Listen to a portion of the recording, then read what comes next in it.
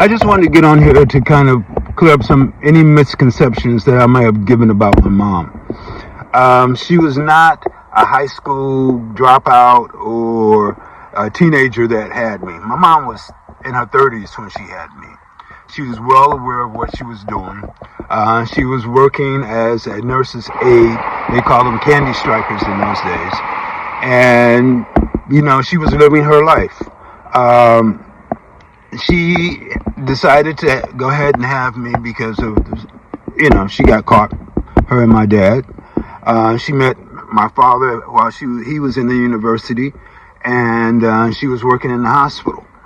A lot of what went on between them, I have no idea. She never discussed it with me.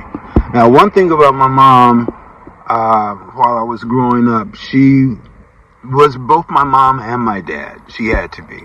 But she wasn't that mom that did all that crying or whatever. And she wasn't like a really butch mom either. She was like right down the middle.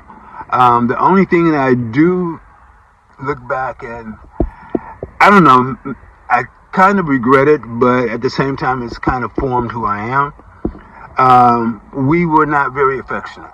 I can count the number of times that she kissed me, and was probably less than 5 during all my years of growing up. We were very formal to each other. She respected me. I respected her. If we would run into each other, it was excuse me.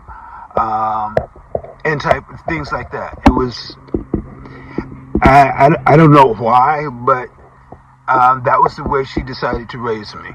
I guess she didn't want to be an overly emotional mom that would cry at the drop of a hat, and she did not. She was very strong, but as I said, she wasn't, so butch and like she was my dad.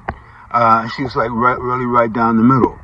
But because of the emotion that I didn't have then, once I went away to college, I became like a hugger. I'll hug a tree, I'll hug you, I'll hug a stranger, I'll hug, it doesn't matter, In fact, I've had some cases where people had to run from me trying to hug them.